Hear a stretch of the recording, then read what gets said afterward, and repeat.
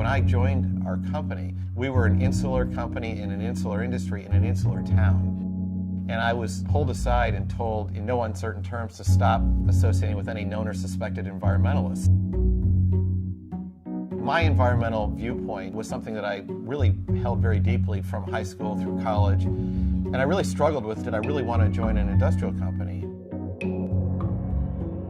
10 years ago, we issued the first corporate sustainability report. Today, that seems so mundane. Back then, there was a huge backlash against me personally, saying, how dare you criticize our own company? But I felt that if our company didn't get on the right side of this issue, we were on a slow ride into oblivion. This is the Plastics Research Sustainability Lab. What we're trying to do is take natural material and utilize that instead of petroleum for the plastics. Every time this project was about to be closed, we would find out somehow Bill would have an impact on it. When oil hit $100 a barrel, this became a very popular idea. We took advantage of a crisis to radically transform our company. A lot of companies were failing, money was very tight, and our own fortunes weren't very good. Our CEO and I made two big audacious bets. One was that we would be the fuel economy leader in the auto business, and two, that we'd be the technology leader. For over 100 years, the internal combustion engine is what drove cars and trucks. But here we are today with all this new technology starting to come into the marketplace. Hybrids, plug-in hybrids, electric vehicles, biofuel vehicles. Now everybody's bought in, everybody gets it, and everybody's energized by finding new solutions to what are still big issues out there. If I look forward, which I love doing, there's the vehicle itself that will change dramatically.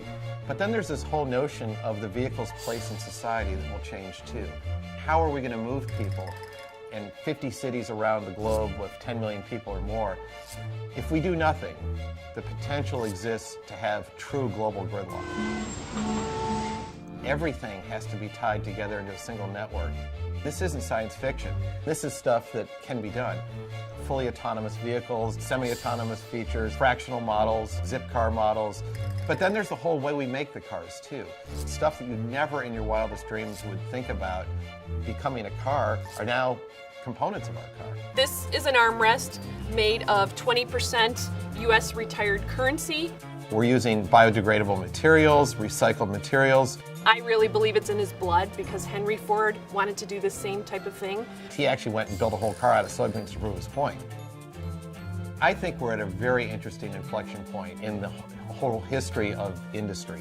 If one looks back to the Industrial Revolution, it brought a lot of great things, but it also brought with it a legacy of pollution, working conditions that weren't great. This is by far the best time to be an environmentalist in an industrial company because there are solutions available. There is a real parallel between what goes on in nature and what can go on in an ecosystem called a business.